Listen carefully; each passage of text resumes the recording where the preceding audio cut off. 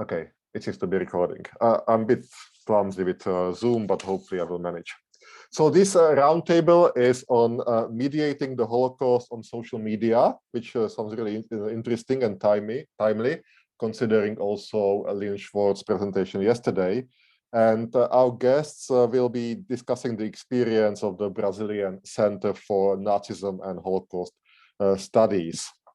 So I will just very briefly introduce our three speakers or panelists, and then they will do more of the introduction and discussion themselves, and they will also explain the way how they plan to do the roundtable. So first of all, I'm going according to the abstract that you submitted. Is Maria Visconti as a historian in the final year of her PhD in history at the Federal University of Minas Gerais. I hope I pronounce it correctly, in Brazil.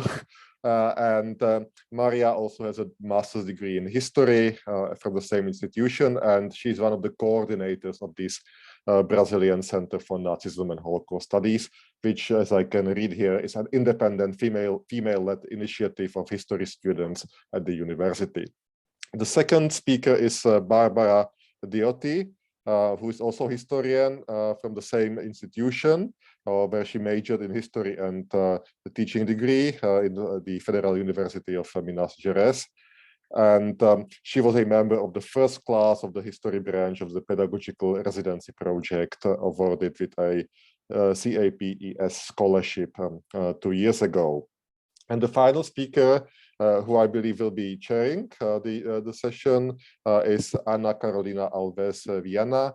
Is also a master's student in history and political cultures and has a degree in history, and also is one of the coordinators of this Brazilian Center for Nazism and Holocaust. I'm really glad to have you here, and we're looking forward to your discussion. Thank you. Thank you, Jan, for that introduction. Good morning, everyone. Also, good evening to anyone who's watching from Brazil. As Jan said, my name is Barbara Diotti. I graduated in history from the Federal University of Minas Gerais, and I will be the mediator of this roundtable where we will talk about the experience of the Brazilian Center for Nazism and Holocaust Studies, NEPAC. It's a great pleasure to be here at the Sydney regional meeting of the Lessons and Legacies conference. First of all, on behalf of my colleagues and me, I would like to thank the Sydney Lessons and Legacies Organizing Committee. So Avro Alba, who's here with us, Ruth Bayland, and also you, Jan. I would also like to thank the Holocaust Educational Foundation of Northwestern University and the University of New South Wales for hosting this event. And last but not least, I'd like to thank Professor Sarah Cushman from Northwestern University, who encouraged us to submit a proposal and be here today.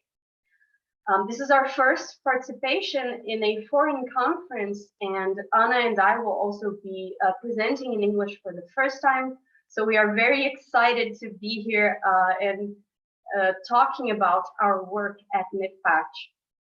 So before I introduce the topics for today's debate, I would like to briefly introduce NEPAC, since our experience in the group is the topic of today's discussion. And I believe many people don't know our work internationally. Well, as I said, NEPAC is the Brazilian Center for Nazism and Holocaust Studies. We are an independent student initiative of history students from all academic levels from the Federal University of Minas Gerais. The center has always been a female-led initiative, and our group was founded and led only by women. We are currently run by 3 coordinators, Ana and Maria, my colleagues, and I. And as I mentioned, we are an independent initiative, which means we do not have any funding, we do not work for profit, so we do all of our work for free. And NEPAC, this group, arose from the need to create more spaces for academic dialogue in Brazil on the fields of Nazism and the Holocaust, because unfortunately, these fields of study are still not very consolidated here in Brazil, and Brazilian historians face constant challenges in conducting their research due to a lack of investment, funding, and general opportunities. So one of our goals is to make research exchanges easier and to encourage Brazilian scholars who studied the Nazi regime, who studied the Holocaust and related fields. In addition to that, we also observed a growing demand from the general public for quality historical content about these topics. They undoubtedly arise so much interest. So since 2019, NIPACH has been working on two fronts: academic production and scientific divulgation. In the academic field, we organize academic events. We also coordinate an interdisciplinary association of studies, Thinking the Extremes, the International Studies Association of Nazism, Memory and War. We also have a few partnerships with other institutes and organizations, both nationally and internationally.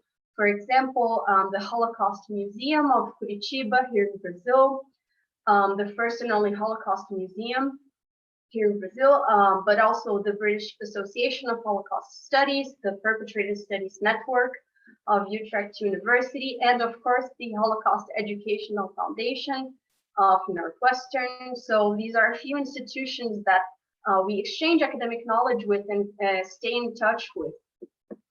And of course, in our scientific divulgation project, which is also very important for us, we work with the production of content for our social media, following the propositions of public history, because we believe that disseminating knowledge in a committed and ethical manner may be a way to help construct a more democratic society. So that is our main goal. That is something that we believe in. And very briefly, that is the work that NIPACH does. So I think I would like to first ask my colleagues, Maria and Anna, to briefly talk a little bit about their research before we start the discussion. I think that would be interesting. So Anna, you can go first, please. The floor is yours. So hello everyone, good morning and good evening. It's a pleasure to be here today with all of you, and thank you for having us. So, well, I'm Anna. I am a master's student, as Jan already said, and I research mainly the work and the life of Alfred Rosenberg, who is known commonly as chief ideologist of the Nazi regime. And my primary source in this research is the myth of the 20th century. And what I'm attempting to do is to analyze the writing of history, the uses of the past, and the temporalities in his specific work at the myth. Thank you, Anna. Maria, why don't you tell us a little bit about your PhD?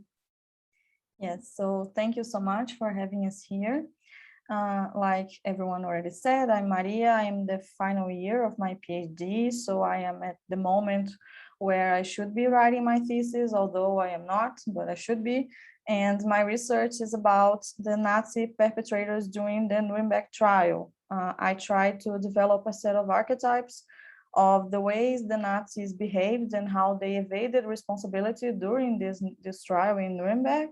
And my main goal is for these archetypes can serve as a basis for us to better understand similar perpetrator narratives in other trials. So that's mainly what I have been doing. Thank you, Maria. So let's start the debate. I'm going to pose a few questions for Anna and Maria to discuss. And one of the first topics that I would like to introduce today is your experience as Brazilian researchers. I come as well, but you come from a country where there is no consolidated Holocaust studies field. As I said, of course, there are academics who study this topic, but the field is not comparable to what the areas like in Europe and other countries like the United States, for example. One indicator of this is the fact that there is only one institution dedicated to the memory of the Holocaust in Brazil, which is the Holocaust Museum of Curitiba. So we come from a country where there is no established memory culture surrounding the Holocaust, which is not surprising at all, considering how Brazil suppresses the memory of its own traumatic pasts. And of course, Brazil is a so-called developing country or third world country, so which means that you are studying European history from a position of coloniality. So the first question I would like to ask is, can you talk more about these unique challenges that you face as Brazilian researchers, and what are some of the experiences of overcoming or dealing with these challenges? So to start this conversation, I think it's very important to point out, like Barbara already said, the lack of studies about the Nazi regime, which is very interesting because even though several Nazis fled to Latin America to escape justice after the Third Reich, and Brazil was the destination of some important figures such as Joseph Mengele or Franz Stengel, it is still not a country that traditionally researched the Nazi regime. And of course, that leads to an absence of literature in Portuguese about these research fields, and historians have few possibilities for conducting proper research because of that. And also, like Barbara already said, due to lack of investment, funding, and also research opportunities. But even with those limitations, of course, we have relevant works in this area. There are some Brazilian scholars who are worth mentioning today. There are Bruno Leal, Thais Campello, Ana Maria Dietrich, Felipe Abal, Luiz Edmundo de Souza, René Gertz, Maria Luisa Tucci Carneiro. Some of those scholars gave lectures to the international online events that we held this year in April. NEPAD held an international event, which actually also had a conference by Wendy Lauer that was also in here in Lessons and Legacies, I believe. And all the videos from this international event we held are available on our YouTube channel. So I believe you can insert English automatic subtitles, so maybe you can learn a little bit more about how the Brazilian scholars are addressing this theme. But when looking into other Latin countries that were also profoundly influenced by the Nazi regime, we can see that unfortunately Brazil stands alone with this lack of research on this topic. For instance, we can mention Argentina and Chile, also from South America, who have researched their authoritarian regime's relationship with the Nazis for many years now. However, we have been making significant steps in changing Brazil's presence in the international Holocaust studies scenario. For instance, there was the recent creation in 2020, last year, of the Latin America Network for Shoah Studies, La Rede Latinoamérica para la Enseñanza de la Shoah, that shows that not only Brazil, but also other Latin countries are increasingly interested in understanding and transmitting Holocaust memory. And in addition to that, in November of this year, I believe it was only last week, Brazil achieved also another essential steps towards consolidating this project of learning the Holocaust and talking about anti-Semitism, because the country was officially incorporated as an observer member of the International Holocaust Remembrance Alliance. That was just last week, I believe. And that was the result of course, the constant efforts of Brazilian scholars, ambassadors, government members, and again, the Holocaust Museum of Curitiba, which is one of our greatest partners here. And also, like Barbara briefly mentioned, it's important to talk about the significant problem that Brazil has with its own traumatic memory. We underwent a military dictatorship here for many years, but we did not deal with our perpetrators, even less with our victims, unlike, again, other Latin countries. For instance, we still have monuments and streets named after tortures even today, and we did a very inferior job, to say the least, in our transition to democracy at the end of the 1980s. So that brings us to an enormous problem with Brazil's transitional justice, and that impacts the way we see and act towards democracy even today. So it's not that big of a surprise that we are now facing a fascist authoritarian regime. It is merely an answer to the remains of the dictatorship in our minds and in our collective memory. Unfortunately, very unfortunately, Jair Bolsonaro, our president, it is a product of our time and our past, but that's something, unfortunately, again, we'll be talking further today.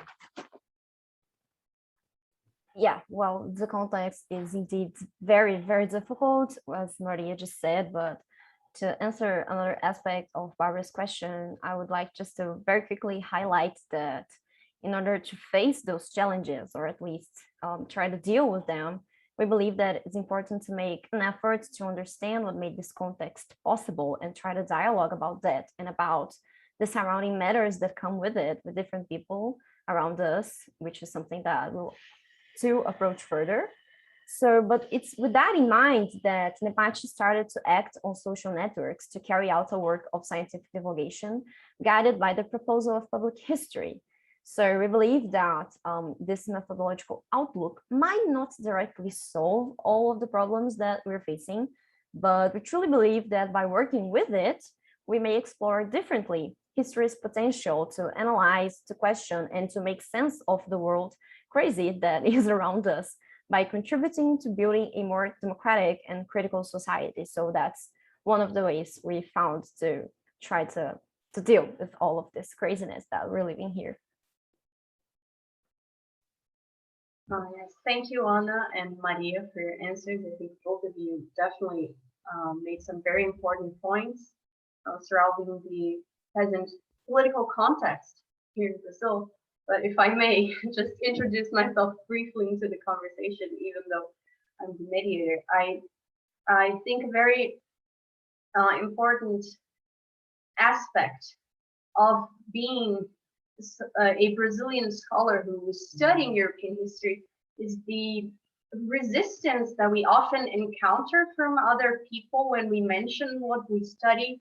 For example, we constantly hear suggestions about how we should be studying the Nazi Party in Brazil, or how we should study the participation of the Brazilian army in the Second World War, or that we should study the Holocaust survivors who fled to Brazil, or the Nazis who came here to escape justice.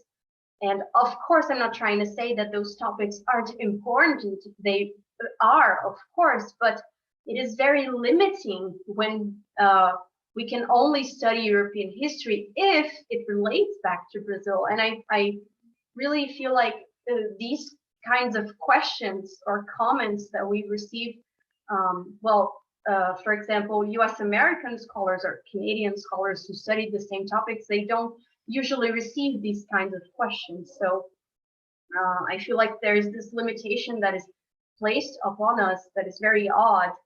And I think that's part of what it means to try and study topics such as the Nazi regime or the Holocaust as Brazilian scholars. Yes, so I felt like I just had to make that comment. Yeah, if I may, I would just like to quickly comment on something you just said, Barbara, because we indeed sense that sometimes people might think that we wouldn't be able to be studying anything we want, perhaps due to our urgence, for example, like there was like this limited scope of things that we could be doing. And I just wanted to highlight that I completely agree with this analysis you just made. And I also would like to add that I truly believe that different people from different places is precisely what kind of enriches our experience, right? So all of those people are able to study multiple objects, and that multiplicity is precisely what makes our experience broader and more interesting, I believe. So people with different historical baggages may, and I think that they certainly will have different perceptions about a certain historical theme. And that is precisely what will provide a deeper and more complete understanding of a certain historical theme or time or anything. So I would just like to say that, because I think that is truly something very important and that we should keep that in mind, you know. So I really agree with what you just said. Thank you. Would either of you like to make any further comments before we move on to the next question? Very well. So as Anna mentioned in her answer, NEPACH works with public history as a methodological outlook. And this branch of scientific divulgation that the group does is part of that. So I'd like to ask two related questions. First, what is NEPAC's methodological approach to conducting this scientific divulgation project? And second, what are some of the commitments required of historians who do this kind of work, especially when it is related to talking about traumatic pasts? What are the ethical commitments that are involved in conducting such a project? Okay, so if I may start, that's okay. So yeah, those are two central aspects of our works, right? So in Apache, as we already mentioned here quickly, we mainly work with the methodological proposal of public history. So firstly, I think that it's important to point out that public history was born in the US as an attempt to expand the operational field for historians. So in a moment in which employment was scarce, new possibilities of activities were conceived, such as consulting for companies, marketing illustration, general historical communication, among others. And in all of these perspectives, the main goal was precisely talking about history for a non-academic audience. And well, we definitely agree with the idea that historians have a lot to say to the public debate in order to contribute to a more critical society.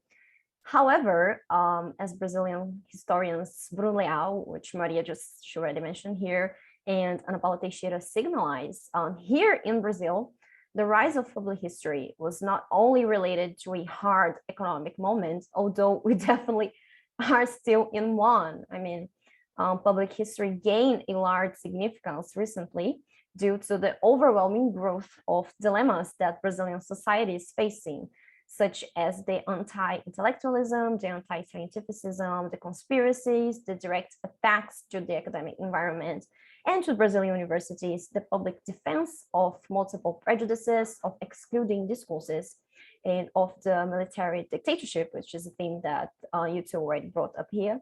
And well, last but not least, of Holocaust denial. So it became clear for us that fighting all of these discourses was and is extremely urgent. And public history may not have a direct answer for all of these discourses and for all the challenges that we are facing, but we think that it offers us paths to communicate our historical knowledge broadly and well, at least try to fight these hate speeches in the public space. So through social networks such as Instagram, Facebook, and Twitter, we joined forces with our graphic designer to build an interesting and flashy profile to communicate what we know and to build a dialogue with the public so that we can also listen to their demands and try to solve some of the doubts and questions that they might have. And with that in mind, I think that it's important to point out that we agree with the definition by historian Ricardo Santiago, in which he points out that public history has four fundamental dimensions. It encompasses a history that is made for the public in the sense of expanding its audiences, with the public, that it's collaborative and that has shared authority as a fundamental dimension, by the public, which incorporates non-institutional forms of history and memory, and that is concerned with the relationship between history and public, a dimension that would encompass the field's reflexivity and self-reflexivity in its interactions with the audience. So we emphasize here that the purpose of our work in Apache is not to transmit the knowledge created in academia to a non-academic audience in a passive way, but rather to build dialogues, to listen to demands, and to understand the multiple historical narratives that go beyond historiography and that contributes to shaping knowledge about history in our society. So, well, to wrap up, I think that it's important to highlight that we agree with Santiago when he states that research is a social activity that becomes complete only when communicated and placed in contact with the public. So that is precisely what we're trying to do on our social networks. That's precisely what we're trying to do here at Apache. I think it's also important to talk about our work as historians at his point, because the internet, of course, affected the way people connect with history and, of course, connected with everything. It subverted the basis for the production and for the circulation of narratives about the past. And digital platforms such as blog or social media like Instagram and anything allow anyone with internet access to convey their understandings of the past. And that has the potential to reach hundreds or millions or thousands of millions and billions of people. And for history, this means that the well-established and very ancient distinction between historians as producers of historiography and even producers of the past sometimes, and ordinary people as consumers of history is becoming increasingly blurred and more flexible. And so the rules about who has the power and the legitimacy to talk about the past have changed. And as historians, we must think about this scenario and what this means for us and for our profession. So if narratives about the past are being produced without us, we should ask ourselves how we can participate in this process. I mean, how can we take the lead in writing history in public spaces? And how should we use the tools provided by the internet to dialogue with the public in a way that is more effectively? And by staying away from the public sphere, we believe that historians lose or risk losing our social relevance, and the public is deprived of a richer understanding of the past that could come from us, from our contributions. So it seems more productive to seek a shared interpretation of the past, built in collaboration between historians and the public and the audience. So we can act in ways to guide, to complement, and to inform the narratives, contributing with our professional knowledge to a more critical understanding of the past, especially a traumatic past such as the Holocaust. So for us, the key is to occupy virtual public spaces and not avoid it, establish a dialogue with the public. And another thing that it's important to mention in this aspect is that if we want to share academic historical knowledge with the general public, we need to adapt our communication, because most people don't have the background knowledge that we specialists have. However, the importance of proper scientific dissemination is discredited by many within the academic world. Scientific divulgation sometimes is considered a copy and paste job, which brings information to the public in a very irresponsible way. And of course, that is true with some people and in some scenarios, but for us, that is not true. I mean, for us, scientific divulgation must be recognized as an intellectual production, which requires thought and interpretive decisions, just like any other academic production, because after all, when we are writing something for an article or for a conference or for a roundtable, our language and our communication also needs to be adapted. So this work in editing what we're saying and how we're saying, and the aspects we choose to talk about and we choose to analyze is something that we commonly do as historians. So that's not very, very different. But I believe that we are making some progress in this aspect because of the constant growth of the field of digital history. We have been seeing this field not only in academic productions, but also in academic events, congresses and things like that. And we recently read an academic article about the use of hashtags and the relationship of the hashtags with the public experience in the Auschwitz Memorial Museum. So that's something that is worth keeping an eye on, because I believe it's a path that's helpful for us as historians.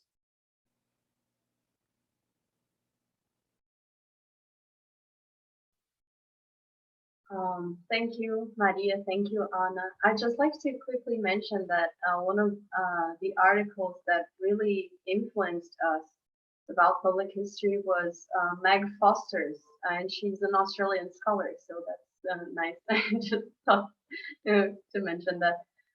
But I think both of you have made it very clear, and you both talked about public history very well. that this scientific divulgation project of NEPATS is obviously not done mindlessly. There is a lot of thought, there is a theoretical background behind it. And that's very important to discuss, but I would like to bring another aspect of scientific divulgation, especially on social media, to the table, let's say. So let's talk about some of the technical aspects of doing scientific divulgation on social media. So NEPAT mainly works on Instagram and with a podcast. These are the two main vehicles that the group uses to connect with this audience. So let's discuss the technical aspects of using these platforms. So a few of the questions I'd like to introduce for our discussion now is what resources do these platforms offer? Why did NEPAT choose to work with them? And how is producing content on Instagram, for instance, different to producing a podcast? And also, finally, how does the group manage this cross-platform work? So that's mainly the part that I like talking most. So talking about the platforms now, Instagram was chosen mainly because it is a platform where we can combine a good amount of text and images, and it is also a social network that it's appropriated for us to conduct this direct interaction with the audience, as Anna already said. But we also have a podcast, and we think that the podcast format is a very good complement to the Instagram production, because we can add more depth to the themes that we have talked on Instagram, because we can talk for more time, you know. So I'm gonna, in our Instagram profile, we have different types of posts. So I'm gonna just show you our Instagram profile. Just a second here.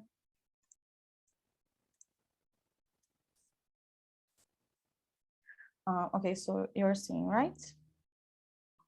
Yes.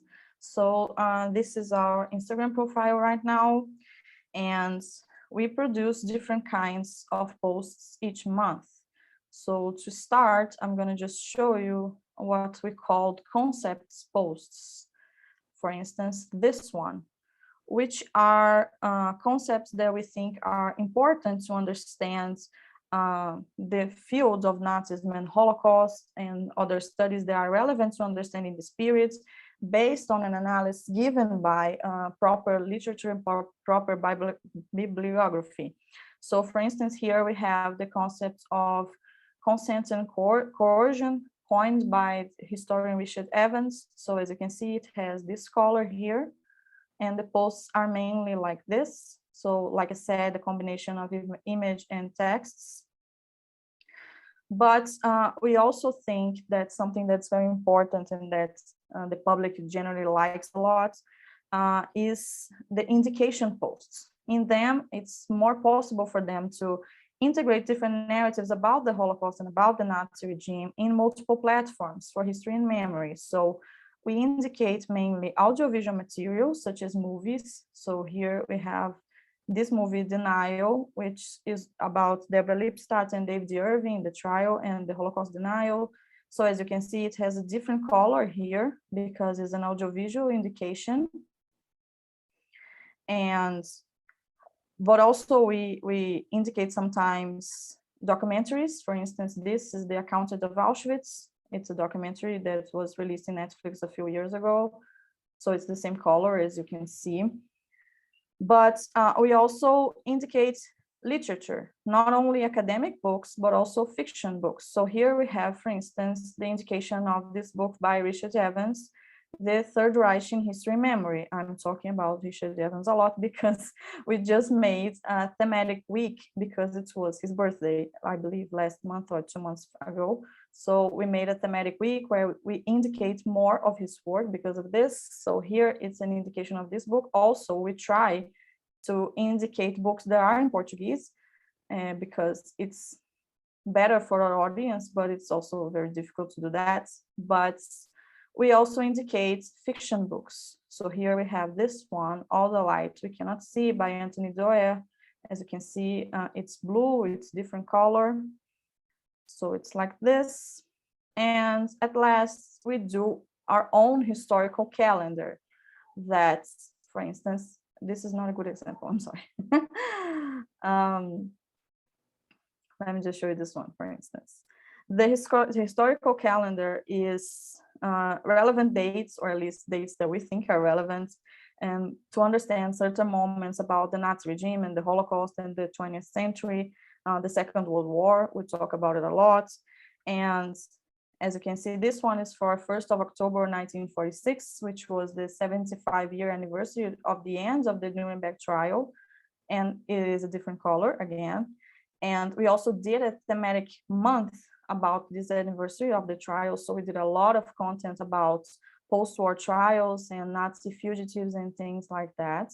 So this is mainly our work on Instagram. Of course, we also do videos and reels, but we don't have time to go into this. But I would like now to show you the difference of this and our production in the podcast. So this is an example of a post of our podcast. This is an episode about Richard Evans and Holocaust denial, where we talked about his book on his role on the trial of Deborah Lipstadt trial. So as you can see, we indicated the movie, and then we talked further about this on the podcast. And you can see here, we have the podcast brand. Our podcast is called Desnazificando, which in English would be something like denazifying. And it is a totally different platform with a totally different audience. And on our podcast, we can elaborate more the topics we discuss. As I don't think I mentioned, but our episodes are 1 hour 30 length, something like this. And as you can see, it's different, the brand, but it also communicates with NEPACH's general visual identity. So it's different from the other ones, but not so different. For instance, this is another episode. As you can see, it has this tearing down thing here. So the brand here, the colors, they communicate together. And if you see, for instance, how the podcast profile looks like in our website, it is like this. So you see the colors here and the style is the same. But it is important for us to talk about the podcast because we do something there that is different, because we, at least half of the episodes we launch each season are made in collaboration with other researchers. And that means that we ask someone and they come to the episode in a format like an interview to talk about their work. So this episode here, for instance, was with another researcher to talk about the far-right movement and its relation with the past, like the Middle Ages and things, the reference they do in like this. So I'm just gonna stop sharing my screen just so I can talk more calmly. So why is that important? Because we can show our audience that we don't know everything. Even though we researched the Nazi regime in the 20th century for a long time, I mean, I researched the Nazi regime for at least 10 years now, it does not mean that I can talk and that we can talk with depth about all of the topics covering this period.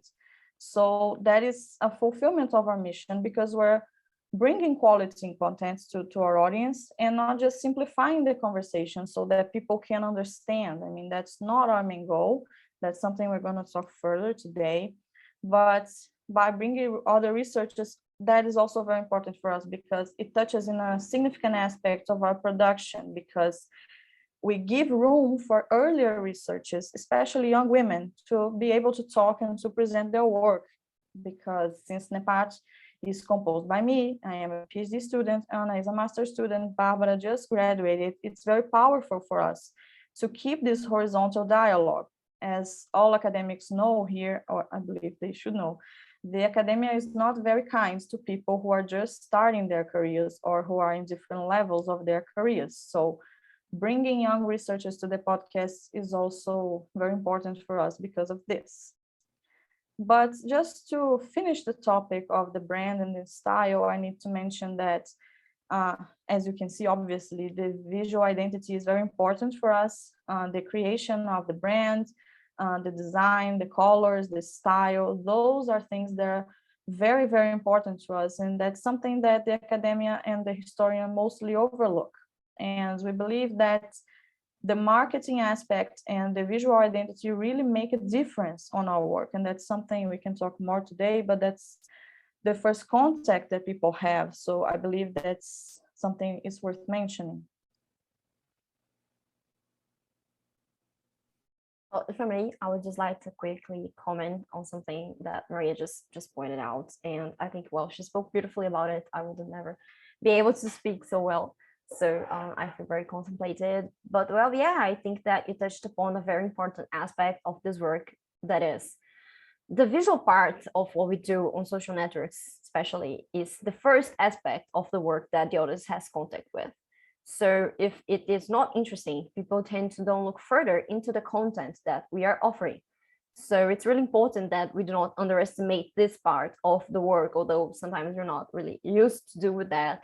So it's important for us to seek ways to make it interesting for the people who are going to us and who are seeing what we're doing, because, well, they truly see it first, right? And another interesting aspect that you mentioned is the difference between the audiences. So on the Instagram followers are not exactly the same audience we have on podcast. So what we mainly do is try to put these two fronts of actuation in dialogue, so that people who know only one part of our work, but not all of it, feel free and invited to take a look at our other initiatives. So it's just a quick example, like Maria mentioned. When we do a thematic month or a thematic week on Instagram, we combine this theme in a podcast episode. So we explore that further a little bit on our podcast, so that people can see the thing being discussed differently on these two aspects of what we're doing. So we just wanted to point that out.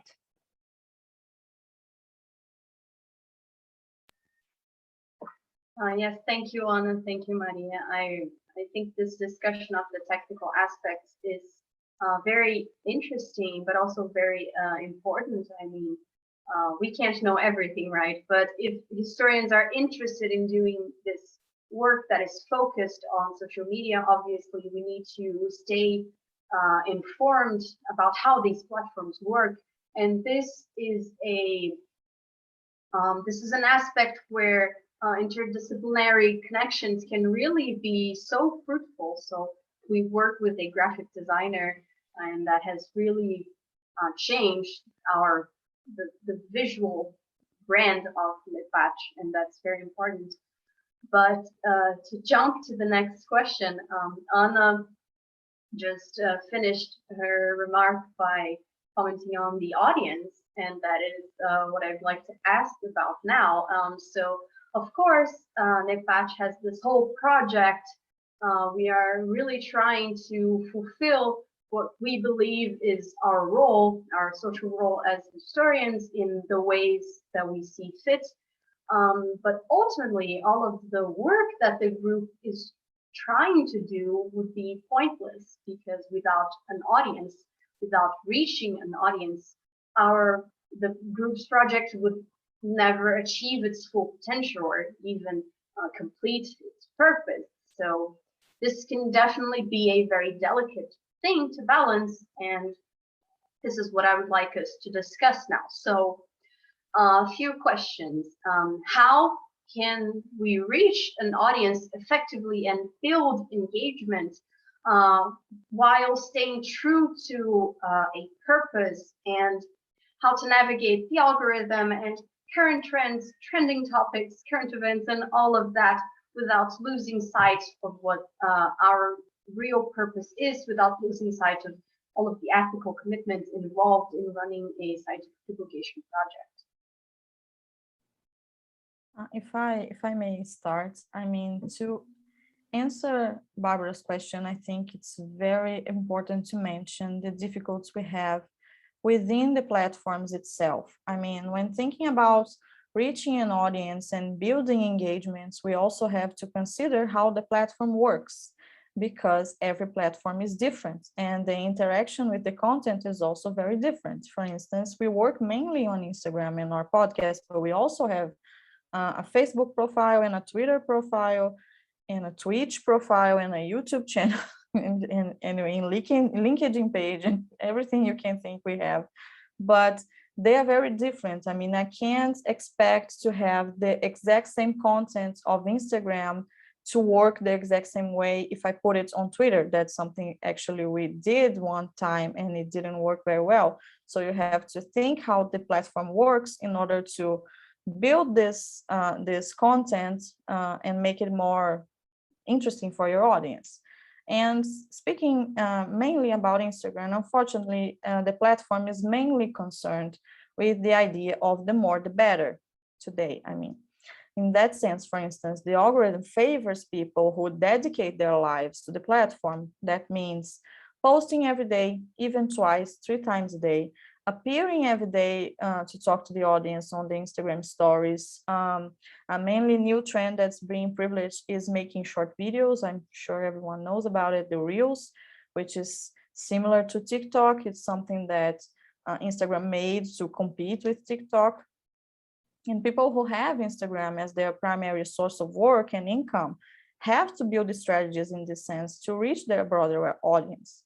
However, that is unrealistic for us, not only because we do our scientific divulgation entirely for free, which means that we do not receive any income from Instagram, but also because we don't have the resources to build an ad campaign or to invest funds to reach more people or even to hire people to think about specific content for each platform.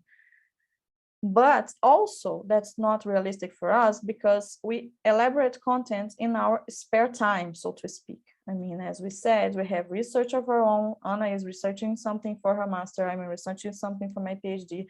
Barbara is applying for graduate school and things like that. So we have to manage our time to write and to develop the contents we post on Instagram. And that takes a lot of work. And that's also why we cannot grow our audience exponentially. I mean, we have been stuck with this number of 4,400 followers for a long time now, for months and months and months. So if you can follow us, please do.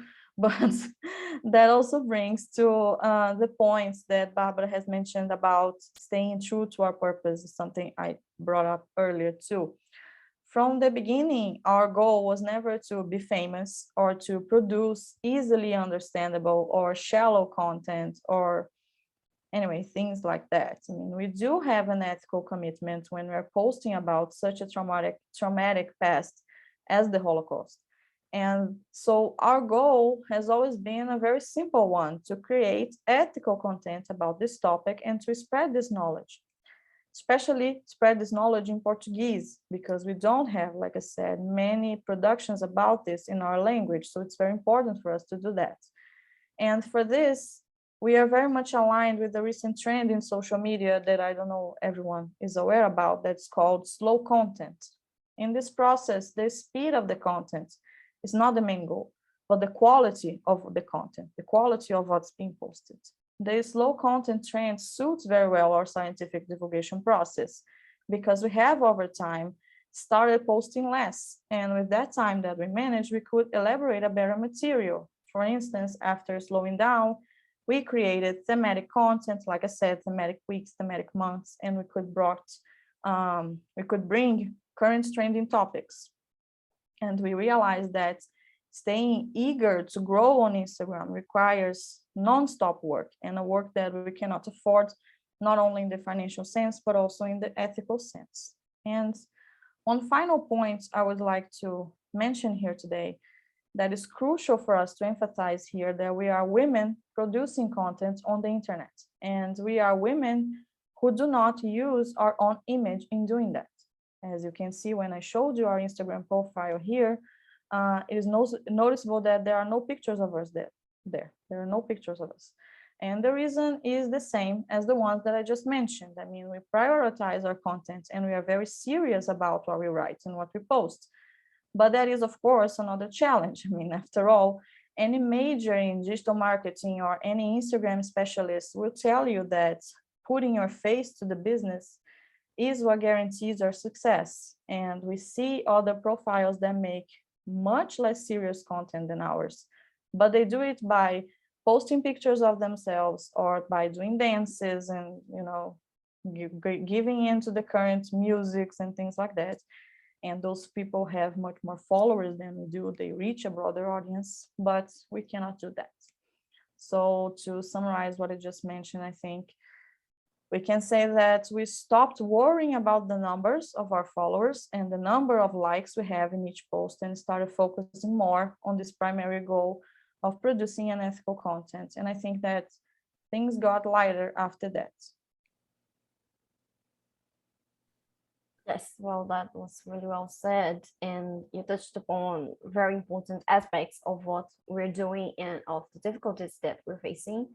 But I would like to approach a different aspect of that, which is on how to reach people by making this content on Instagram about the Holocaust, about Nazis.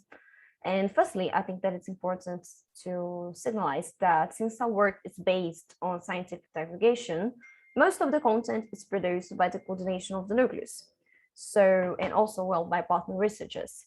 Still, even so, we always seek to hold dialogues with our followers, as we already mentioned, so that they can interact with the publications and see their personal issues being addressed in those publications. And a recent example of this dialogue is the post that we made in order to explain a mention of Adolf Eichmann's trial at the Parliamentary Inquiry Committee that was instituted to investigate alleged omissions and irregularities in the actions of the federal government of President Jair Bolsonaro during the pandemic here in Brazil. So in general lines, a Brazilian senator compared Eichmann and our former health minister, Eduardo Pazuello, pointing that similar to Eichmann, Pazuello claimed to simply follow orders from above and would have acted according to what he believed to be his duty, moved by the desire to rise in his professional career in the most perfect bureaucratic logic, and that he carried out orders without questioning them with the greatest zeal and efficiency without reflecting on the consequences that they might cause. This is the post Elmar is sharing with you guys, and well, this is unfortunately Eduardo Pazuello. So yeah, well, but keep on going. So after this mention, many followers came to us questioning why this comparison was made and what it meant. So we decided to make a post and try to clarify a little bit of what was going on and why the senator has said that. And well, as you can see here, we adapted a Twitter trend that Maria made to Instagram format. As we already mentioned, we placed more pictures, we used the colors of our visual identity in order to make it more interesting for our Instagram followers. But this was a content that we also made in Twitter, as I just mentioned. So yeah, well, in this post, we seek to explain the references in the senator's speech, since in order to understand the parallel that he created, it was necessary to return to the philosopher Hannah Arendt and to her concept of banality of evil. That there she is. And in her book, Eichmann in Jerusalem, a report on banality of evil, she argued that Eichmann was simply a geared thief of Nazi bureaucracy, an ordinary man, but indispensable to the regime's functionality, that he carried out orders without thinking about them, and because of that, he represented the banality of evil, which is the absence of thought and judgment that can cause a mediocre individual, such as Eichmann, and well, in our case, such as Pazuello, to commit crimes of enormous proportions without feeling guilty. Therefore, by carrying out the task of communicating this knowledge and putting it in dialogue with the demands of the subjects that were around us, we were able to transform this academic knowledge about Adolf Eichmann's trial and about the banality of evil into a tool for understanding the world around us. And well, our followers were able to understand the references, and now they can also use them whenever they need to make sense of, for example, what our politicians are saying. So as you can see here, it is possible to bring to Instagram with depth and commitment the academic readings that we do in our researches. And we also can encourage dialogue with our audience and help our followers to have a greater contact with this content that they wouldn't know otherwise, right? They're not specialists, they're not historians. So that I think that this is a good example that shows how we're trying to reach those people, how we're trying to bring those matters, those questions that reach us from the present and that they were there on the past, and trying to make sense of all of that kind of together. So I would just like to wrap up with that. And I think that that goes to another direction of Barbara's question there in the beginning. Thank you, Anna. Thank you, Maria. I think you gave excellent answers to my questions. So do either of you want to make any last comments about the topics we discussed? Otherwise, I think we're reaching the end of the time for the roundtable discussions, and I'd really like to, all three of us, I'm sure, would like to open to receive questions from the audience. So I'm going to conclude. Both of you don't mind. Anna, I'd like to jump off a point made by Anna, which was how we respond to demands that come from the audience to us. And unfortunately, as a Brazilian living in present times, I think I will have to end on somewhat of a more depressing note, but I think we definitely saw a rise in curiosity about our work on social media and our research due to the recent growth of neo-Nazi groups, neo-Nazi manifestations in Brazil in the last few years. Obviously, this correlates to Jair Bolsonaro's presidency because he has indicated his support for the far right since the beginning of his political career, and now his connections with neo-Nazi groups are becoming more and more transparent. So that is unfortunately the context we are living in here in Brazil, and these historical connections between Brazil and the Nazi movement are very far-reaching. They have deep roots, but they are becoming more and more apparent, and so people are becoming more curious to learn about this, to seek information about this, and they have demanded that we keep talking about current events, and they have demanded historical analysis of the situations caused by the government and all of the political context here is also. I think one thing we always say among the three of us is that we truly wish that our work wasn't so current, wasn't so relevant, because at times like this, it feels like we might as well just be studying the present. It sometimes feels like we aren't working as historians, but that is very unfortunate. But on the other hand, I do think that we are very glad to be able to do something and to respond to the public's demand for responsible historical analysis however we can.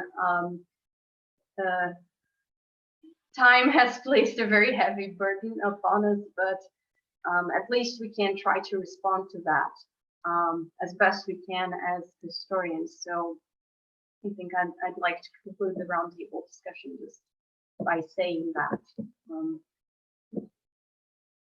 So I think we can answer questions from the audience. If anyone has any questions, we can use the remaining time for that.